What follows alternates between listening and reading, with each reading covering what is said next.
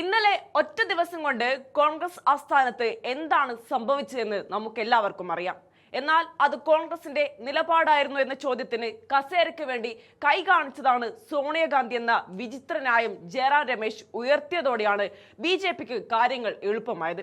സത്യത്തിൽ വന്ദേ മാതരം മുഴുവൻ പാടുന്നതിനെ കോൺഗ്രസ് നഖശികാന്തം എതിർക്കുന്നുണ്ടോ എന്ന് ചോദിച്ചാൽ ഉണ്ട് എന്ന് തന്നെ പറയാം.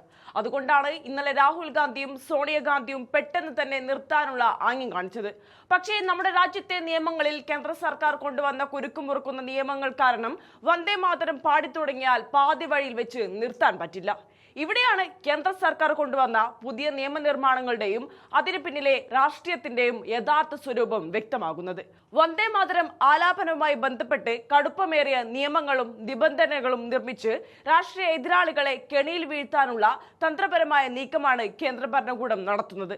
പാട്ടിന്റെ ആദ്യ വരികൾക്ക് ശേഷം ഗാനം തുടർന്നപ്പോൾ ഉണ്ടായ അസ്വസ്ഥതയും അത് പെട്ടെന്ന് നിർത്താൻ നടത്തിയ ആംഗ്യങ്ങളും ചൂണ്ടിക്കാണിച്ച് പ്രതിപക്ഷത്തെ ദേശവിരുദ്ധർ എന്ന് മുദ്ര കുത്താൻ ഭരണപക്ഷത്തിന് വഴി തുറന്നു കൊടുത്തത് ഈ നിയമപരമായ ചട്ടക്കൂട്ടുകളാണ്. ദേശീയ ഗീതങ്ങളോടുമുള്ള ബഹുമാനം നിർബന്ധപൂർവ്വം അടിച്ചേൽപ്പിക്കുന്നതിലൂടെ സ്വാഭാവിക പ്രതികരണങ്ങളെ പോലും നിയമലംഘനമാക്കി മാറ്റി കേസെടുപ്പിക്കാനും വേട്ടയാടാനും സാധിക്കുന്ന അവസ്ഥ കേന്ദ്ര സർക്കാർ സൃഷ്ടിച്ചെടുത്തിരിക്കുകയാണ്. ദേശീയതയും ദേശീയ ചിഹ്നങ്ങളെയും തങ്ങളുടെ രാഷ്ട്രീയ ആയുധമാക്കി മാറ്റുക എന്നത് കേന്ദ്ര സർക്കാരിന്റെയും BJPയുടെയും സ്ഥിരം ശൈലിയാണ്. ഒരു ഗാനത്തിന്റെ നിർബന്ധിത ആലാപനത്തിലൂടെ ദേശസ്നേഹം അളക്കാൻ ശ്രമിക്കുന്ന ഭരണകൂട യുക്തി ജനാധിപത്യപരമായ സ്വാതന്ത്ര്യത്തിനുമേലുള്ള കടന്നുകയറ്റമാണ്. എതിർ ശബ്ദങ്ങളെയും വ്യത്യസ്ത നിലപാടുകളെയും നിയമപരമായ കുരുക്കുകളിൽ കുടുക്കി പ്രതിരോധത്തിലാക്കുക, തുടർന്ന് മാധ്യമങ്ങളെ ഉപയോഗിച്ച് പൊതുസമൂഹത്തിന് മുന്നിൽ അവരെ വിചാരണ ചെയ്യുക എന്നതാണ് ഇവിടെയും സംഭവിക്കുന്നത്. ദേശീയത എന്നത് ജനങ്ങളെ ഒന്നിച്ചു നിർത്താനുള്ള വികാരമായി മാറുന്നതിന് പകരം ഭരണകൂടത്തിനെതിരെ നിൽക്കുന്നവരെ അടിച്ചമർത്താനുള്ള ഒരു കഠിന നിയമമായി മാറിയിരിക്കുന്നു.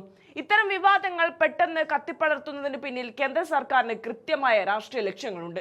രാജ്യം ഇന്ന് അഭിമുഖീകരിക്കുന്ന ഗുരുതരമായ യഥാർത്ഥ പ്രശ്നങ്ങളിൽ നിന്ന് പൊതുജന ശ്രദ്ധ തിരിച്ചുവിടുക എന്നതാണത്.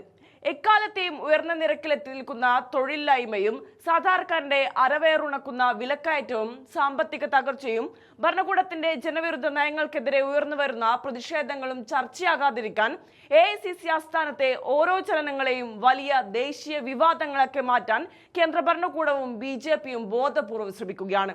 വന്ദേ മാതരം മുഴുവൻ പാടുന്നതിനോടുള്ള കോൺഗ്രസിന്റെ നിലപാടും അതിനവർ നൽകുന്ന ബലഹീനമായ ന്യായീകരണങ്ങളും ഒരു വശത്ത് നിൽക്കുമ്പോൾ തന്നെ മറുവശത്ത് രാജ്യത്തെ നിയമങ്ങളെയും ദേശീയ ചിഹ്നങ്ങളെയും രാഷ്ട്രീയ ആയുധമാക്കി മാറ്റി കേന്ദ്ര സർക്കാർ നടത്തുന്ന ഈ കടന്നാക്രമണം അപകടകരമായ ഒരു മുന്നറിയിപ്പാണ്. ദേശസ്നേഹം എന്നത് ഭരണകൂടം നിശ്ചയിക്കുന്ന നിയമങ്ങളുടെയും ഭയത്തിലൂടെയും അടിച്ചേൽപ്പിക്കപ്പെടേണ്ട ഒന്നല്ല. രാജ്യത്തെ യഥാർത്ഥ പ്രശ്നങ്ങളിൽ നിന്ന് ഒളിച്ചോടാൻ ദേശീയ ഗീതത്തെയും നിയമക്കുരുക്കുകളെയും പരിചയാക്കുന്ന കേന്ദ്ര സർക്കാരിന്റെ ഈ കപട രാഷ്ട്രീയത്തെ തിരിച്ചറിയേണ്ടതുണ്ട്.